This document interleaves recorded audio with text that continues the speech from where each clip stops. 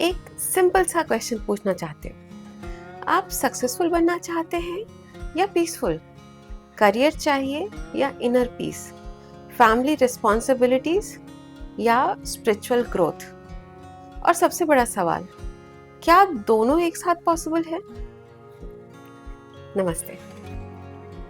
क्योंकि सच बोलो, कभी ना कभी आपने फील किया होगा, जॉब है पर सुकून नहीं है, फैमिली है पर खुद के लिए टाइम नहीं है, सब कुछ है पर अंदर से खाली लगता है।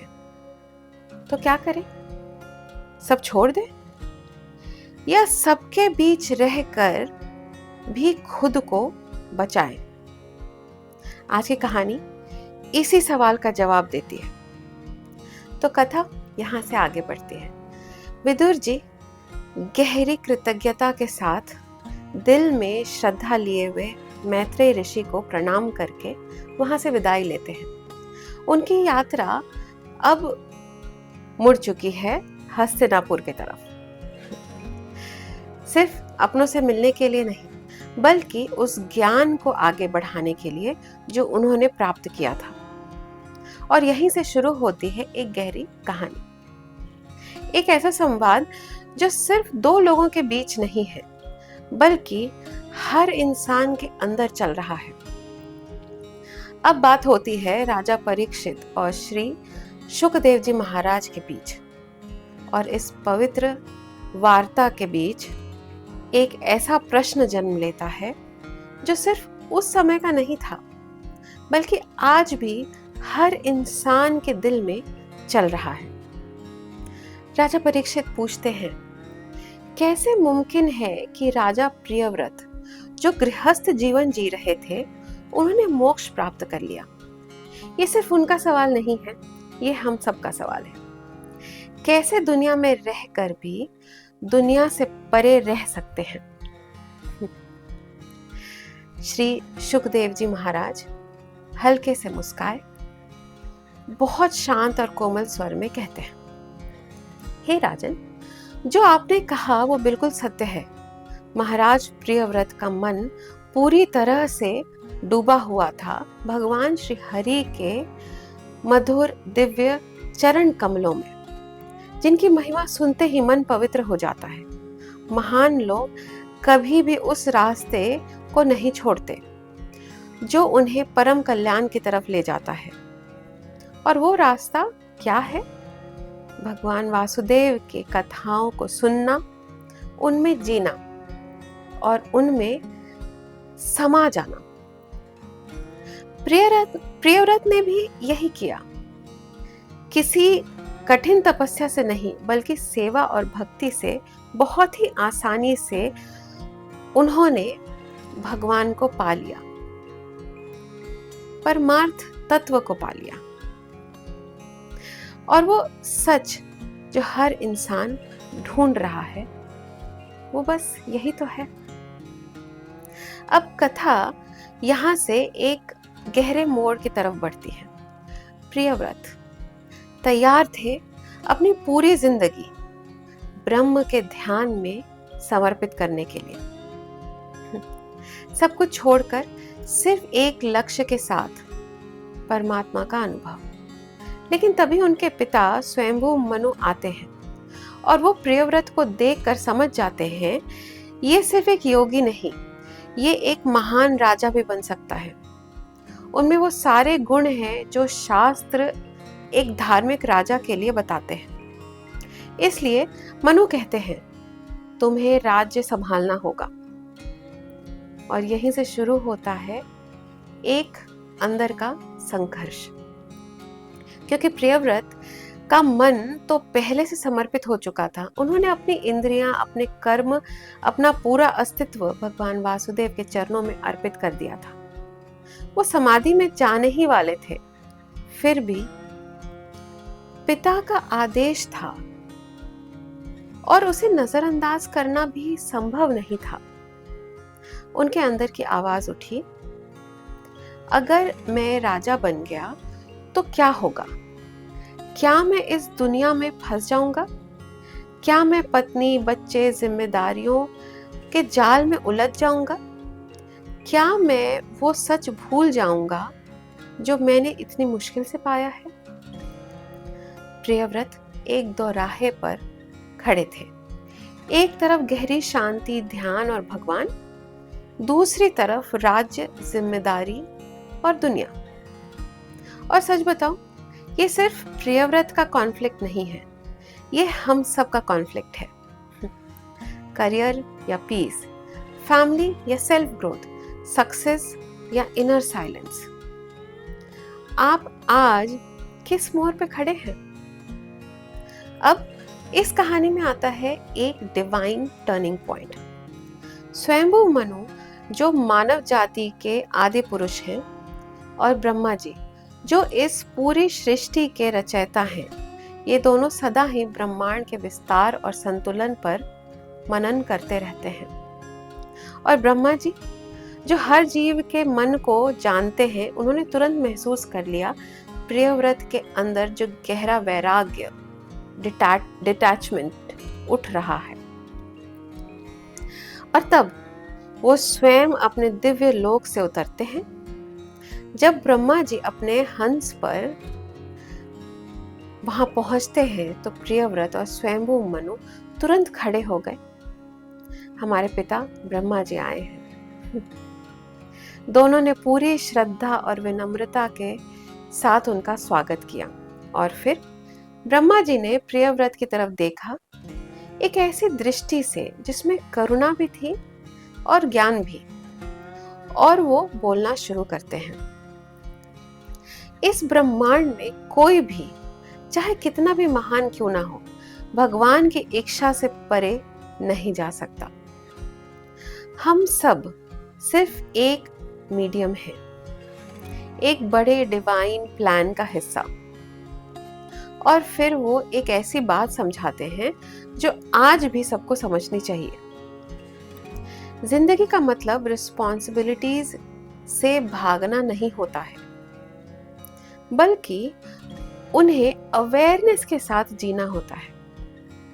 और याद रखिए, एक गृहस्थ भी पूरी तरह से स्पिरिचुअली लिबरेटेड हो सकता है। मतलब प्रॉब्लम दुनिया नहीं है, प्रॉब्लम है हम उसे कैसे जी रहे हैं। अब ब्रह्मा जी और भी गहरी बात समझाते हैं। सबसे पहले एक बात याद रखना, कभी भी भगवान के प्रति कोई दोष दृष्टि मत रखना। ये समझ लो, मैं, महादेव जी या तुम्हारे पिता या कोई भी, तुम्हारे गुरु नारद जी, हम में से कोई भी भगवान की इच्छा से अलग नहीं चल सकता है। उनकी इच्छा को न बुद्धि बदल सकती है, न तपस्या, न योग, न अपनी मेहनत और न किसी और की मदद। सब कुछ उनके डिवाइन प्लान के अकॉर्डिंग ही चलता है। हर जीव को एक शरीर दिया गया है और उस शरीर के थ्रू वो कर्म करता है, जन्म लेता है, दुख सुख का अनुभव करता है। ये सब होता है, पर ये रैंडम नहीं है। जैसे एक जानवर रस्सी से बंधा होता है और वो वही करता है जो उसका मालिक करवाता है, वैसे ही हम सब भी बंधे हुए हैं। किससे? वेदों के नियम, प्रकृति के 3 गुण और अपने कर्मों के फल। और इसी में रहकर हम अपने कर्तव्य करते हैं।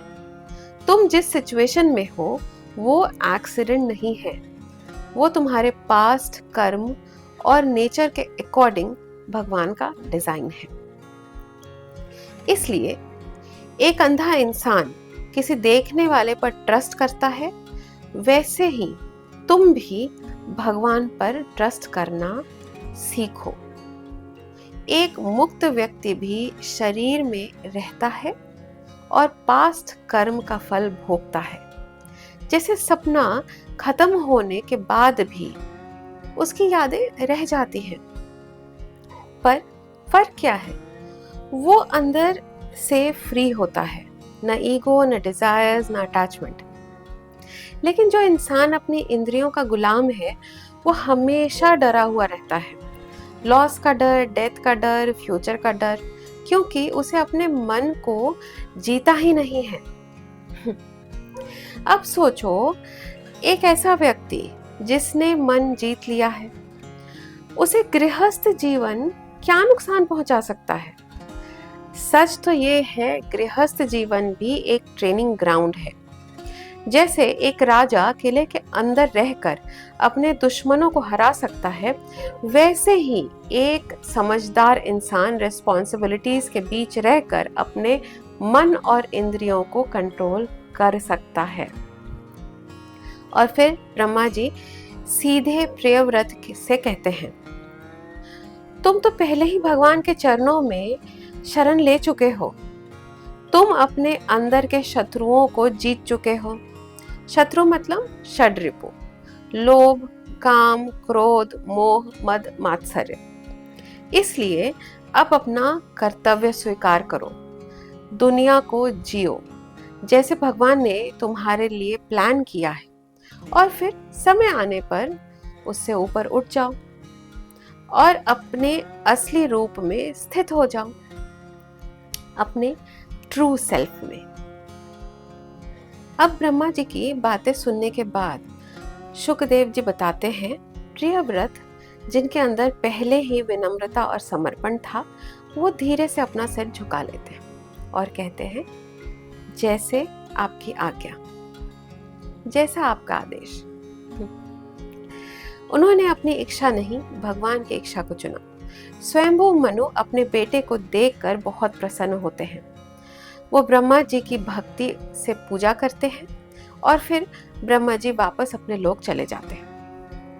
अब पूरी पृथ्वी का दायित्व प्रियव्रत को दे दिया जाता है और मनु जी वो समझ लेते हैं कि ये दुनिया एक गहरा झील है जिसमें इंद्रियों के सुख जहर की तरह भरे हुए हैं। इसलिए वो खुद धीरे धीरे सब कुछ छोड़कर अलग हो जाते हैं। अब प्रियव्रत राजा बन जाते हैं। वो शादी करते हैं प्रजापति विश्वकर्मा की पुत्री बृहस्पति से, और उनके 10 पुत्र होते हैं और एक बेटी उरज्वसती। उनके कुछ पुत्र बचपन से ही स्पिरिचुअलिटी की तरफ इंक्लाइंड होते हैं, कवि, महावीर, सवन। ये तीनों दुनिया को छोड़कर संन्यास ले लेते हैं और दूसरी पत्नी से उन्हें 3 पुत्र भी होते हैं, उत्तम, तमस, रैवत। बाद में अपने मनवंतर में राज्य संभालते हैं ये तीनों। प्रियव्रत हजारों सालों तक राज्य करते हैं। उनका प्रभाव इतना था कि उनके धनुष की आवाज से अधर्मी लोग डर के गायब हो जाते थे। पावर पीक पर थी। अब धीरे धीरे प्रियव्रत राजसी जीवन जीने लगते हैं। सुंदर महल, प्रेम भरी पत्नी, हर तरह का सुख। बाहर से देखो तो लगेगा ये भी दुनिया में खो गए हैं, पर अंदर से बिल्कुल अलग, बिल्कुल डिटैच्ड। एक दिन उन्होंने एक अजीब बात नोटिस की।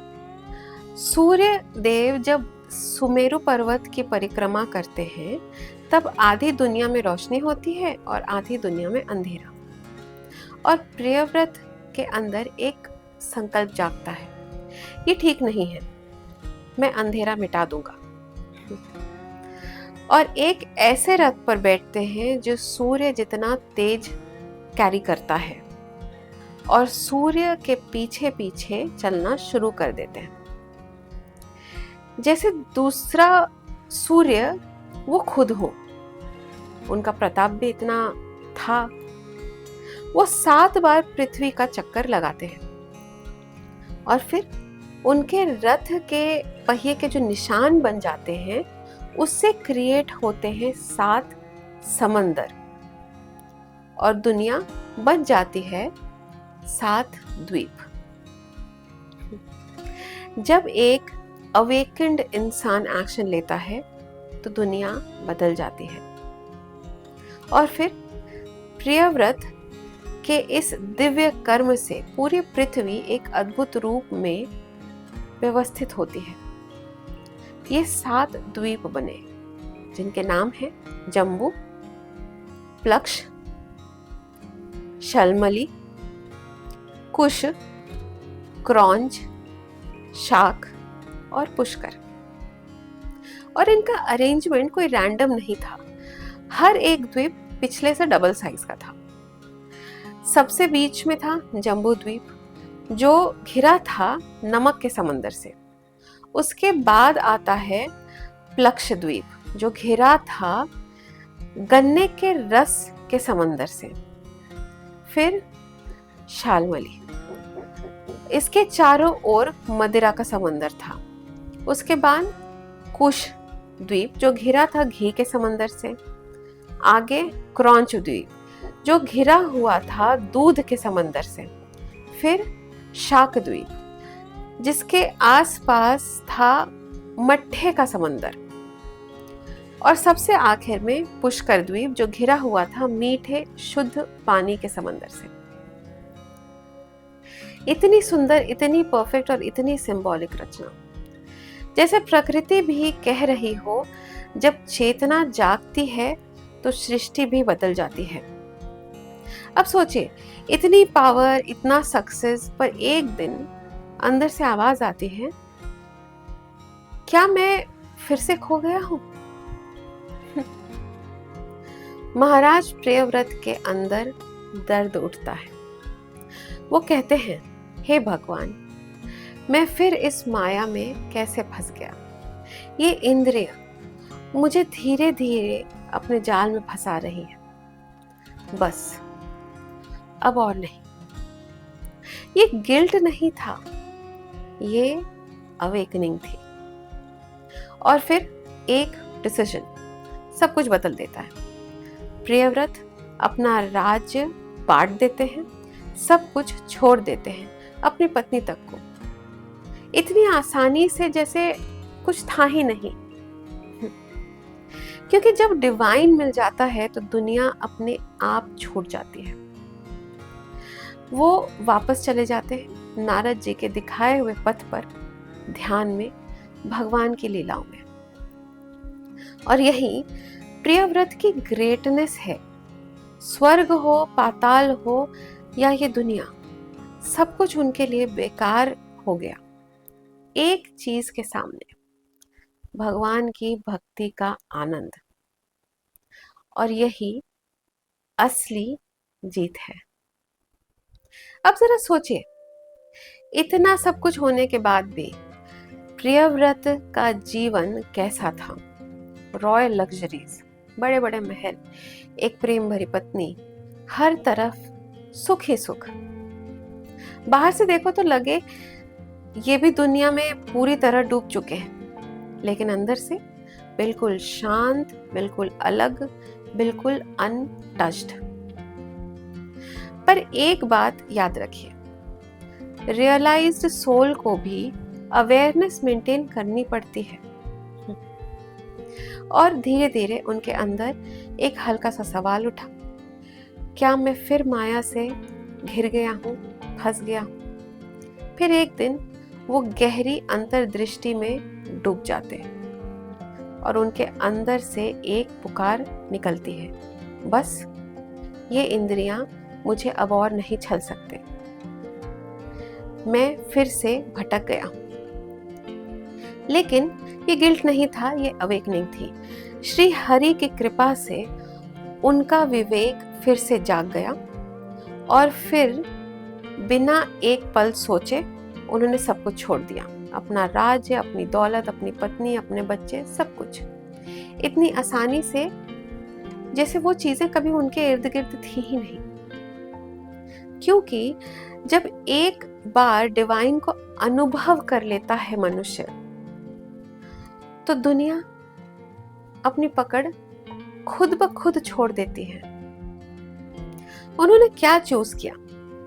राज के ऊपर ध्यान, शोर के ऊपर शांति, टेम्पररी सुख के ऊपर सच।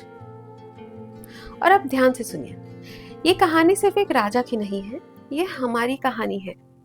चाहे आप एक प्रोफेशनल हो, एक पेरेंट हो, एक स्टूडेंट हो, हम सब रिस्पॉन्सिबिलिटीज के बीच जी रहे हैं। पर असली सवाल ये है, आपका इनर एंकरिंग कहाँ है?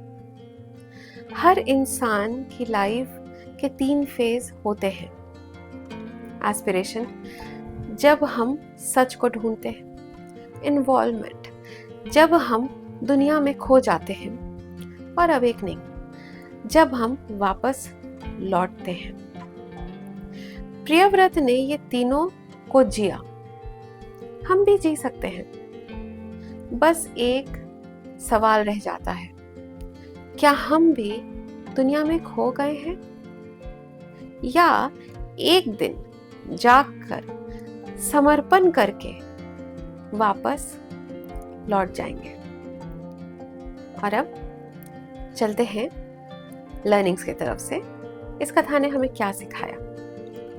लाइफ से भागना सल्यूशन नहीं है।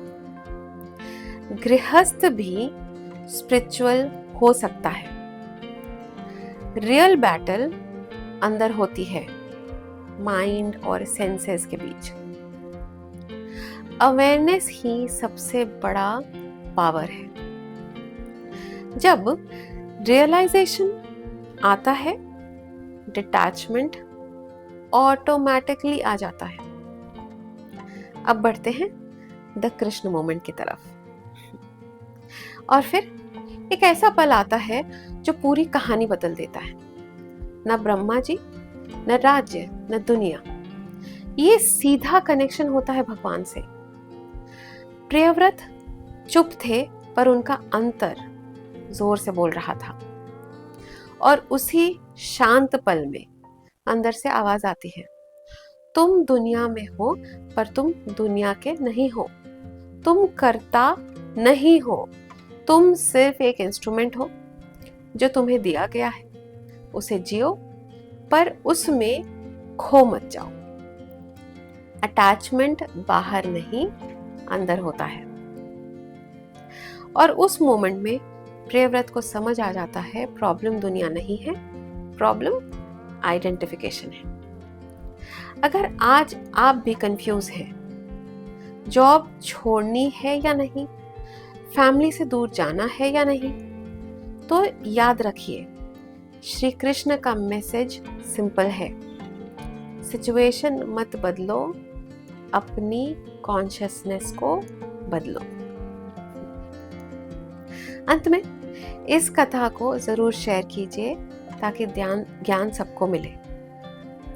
एस्केप मत करिए, एलिवेट करिए खुद को। ऐसी और कहानियां सुनने के लिए चैनल सब्सक्राइब जरूर करें, लाइक करें, बेल आइकन दबाएं ताकि आपको अपडेट्स मिलते रहे। नमस्ते। मिलते हैं अगले गुरुवार, अगले थर्सडे, एक और कथा, एक और दर्शन, एक और जीवन की रोशनी के साथ।